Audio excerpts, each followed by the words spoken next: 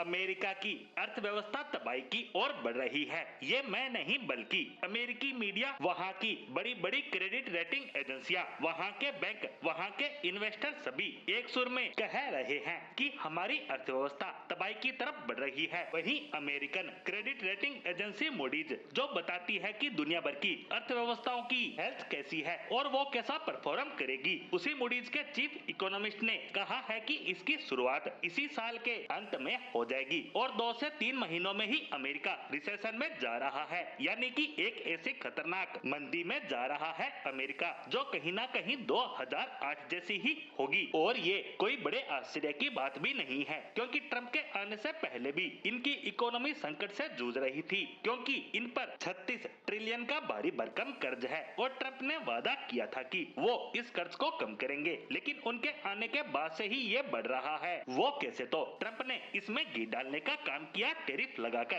क्योंकि इस टैरिफ को पे कर रही है अमेरिकी जनता। ट्रंप ने उन सब देशों पर टैरिफ लगाया है जो अमेरिका के साथ व्यापार करते हैं, तो ऐसे में अमेरिकी जनता के पास कोई चॉइस भी नहीं है, उन्हें अपने देश में महंगे हो रहे जरूरत के सामान को खरीदना ही पड़ेगा। ऐसे में अमेरिकन लोग कम खर्च कर पा रहे हैं, जिस वजह से मार्केट में मंदी का दौर शुरू हो चुका है। पहले जहां लोग खुलकर खर्च कर पा रहे थे, वहीं अब उनके पास उतने पैसे नहीं बच पा रहे हैं कि वो अपनी जरूरत को भी पूरा कर सके। इसीलिए अमेरिकी अर्थशास्त्री बता रहे हैं कि हमारे लिए सबसे बड़ी मुसीबत तो ये है कि पहले सिर्फ अकेला कर्ज था, लेकिन अब साथ में मंदी भी है और मुसीबत है कि इन दोनों से निपटा कैसे जाए, क्योंकि टैरिफ, कर्ज और मंदी तीनों से ट्रंप निपट नहीं पा रहे हैं। ऐसे में सरकार सिर्फ इतना कर सकती है कि इस त्रासदी को डिले कर सकती है, लेकिन अंततः ये त्रासदी आएगी ही, जिसके परिणाम अमेरिकी इकोनॉमी को अभी से भुगतने पड़ेंगे। हाँ, कुछ ऑप्शन उनके हाथ में जरूर है जिसकी सहायता से इसे लंबे समय तक टाला जा सकता है, जिसमें से एक तो ये है कि ट्रंप अपना ईगो छोड़े और सभी देशों पर लगाए गए अपने टैरिफ को खत्म करे। इसका कारण ये नहीं कि भारत पर अमेरिका ने 50% टैरिफ लगाया है। ऐसे में मैं अमेरिकी टैरिफ को हटाने की बात कर रहा हूँ। दरअसल जितनी अमेरिकन क्रेडिट रेटिंग एजेंसियां हैं, जैसे मूडीज, फिच, S&P और अमेरिकन बैंक और बड़े बड़े अर्थशास्त्री सभी ट्रंप को संदेश दे रहे हैं कि प्लीज टैरिफ हटा लो, वरना